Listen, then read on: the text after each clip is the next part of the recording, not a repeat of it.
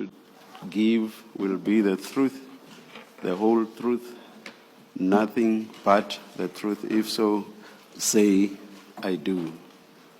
I do. Thank you, General. Yes, Mr. Mutau.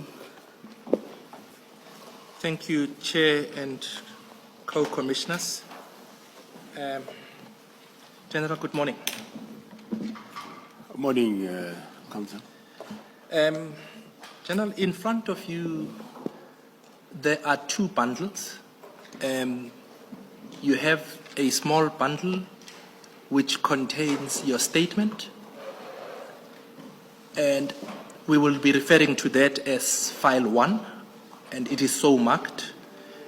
And there is a big bundle in which the annexures to your statement are contained. That will be referred to as File 2. Do you follow? I do follow, Commissioner. Thank you. And if I can just ask you to please go to File 1 and turn to page 62.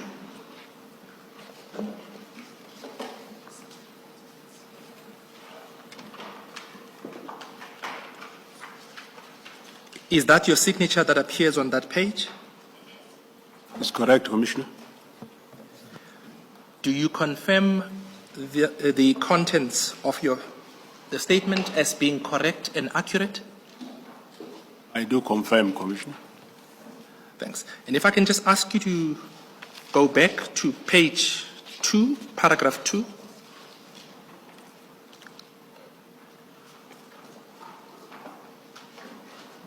You indicate in that paragraph that you deposed to this statement for purposes of this Commission of Inquiry. Is that correct? That is correct, Commissioner. Yes. Thanks. Chair and co-commissioners, the statement is being tendered into evidence. Thank you, Mr. Mutau.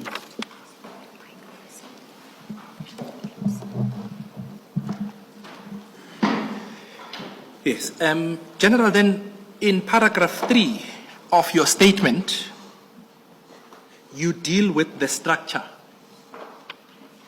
of your statement.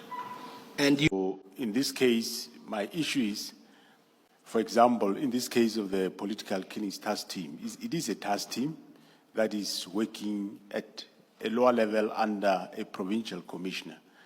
If ever you found anything wrong with the task team, you could say, that task team, I think you need to disband it, and we can engage in the terms of the why and how and so on. But to go further to say disband, but then after saying disband, then you go further to say now, not even tomorrow. I think that is totally encroachment into the mandate of the National Commissioner in terms of performance of my duty. If the minister were to stray from policy or the directions envisaged in Section 2072 of the Constitution, stray onto operational or managerial matters, would a national commissioner be legally entitled to disobey the minister? Just come again, Commissioner. Would a national commissioner of police be entitled to disobey an instruction by the minister if that instruction strayed onto operational matters? Would the national commissioner be legally entitled to say to the minister, Minister, I'm not going to do that. I'm not going to act in accordance with your instruction? Yeah, I take it that, yes, the National Commissioner can say that. Now let me be direct and ask you about yourself. If you were to find yourself in such a situation, would you disobey the minister? If the minister were to give you an instruction that strays onto operational or managerial matters, would you, General Masemola, say to the minister, I am not going to obey that? Yeah, it depends, Commissioner, but yes, I will. It's a matter that is career limiting, but It depends on what? it depends on how he does it. It's simple. It's Yes. simple. You have said operational and managerial matters are within your remit and not the minister's. Yes. So I am saying categorically to you that in what I posit to you, the instruction would be falling outside of the minister's remit and be straying onto operational and managerial matters. It's that clear. Yeah, no. Would you, General Masemola, tell the minister, I am not going to obey that? Yeah, no, I will tell him that I won't do it. But as I said, it depends. So he must explain why he's doing certain things. So if he explains himself, would you then obey, even if the instruction still strayed beyond the minister's powers and strayed onto your powers and functions? Yeah, I want to understand that depends.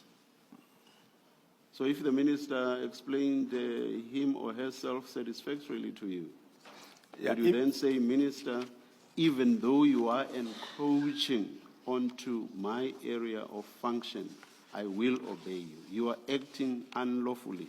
You are not acting in accordance with Section 207(2) of the Constitution, but because you have explained satisfactorily to me, I'm going to obey you. Would you say that? Well, if he explains and I find the reasons acceptable, then I will. But if I find them not acceptable, then I will not comply with that instruction. Explain yourself. Explain yourself. Why would you obey an instruction on something that the minister has no legal, no constitutional basis to do? Why would you obey that? Just explain that. I want to understand you. Yeah, thanks, Commissioner. What I'm referring to, well, my understanding and his understanding probably will differ. But if he says, this is what I'm giving this instruction, you must do it, and there is an explanation why should one do the instruction, we will engage on such a matter, whether as to where is his powers, does it end up? General, I am sorry to belabor this, but I just want to understand your thinking. It is not policy. It is not directions as envisaged in 2072 of the Constitution. So if it is none of those, why would you ever obey the instruction? Where would the legal entitlement for the minister to give the instruction come from? No, and on what legal basis would you obey it? Yes, Commissioner. No, if it's very clear that his clear cut is not his, then I will not obey it. I will not do it. I said so right at the beginning. Yes, I said I will not if do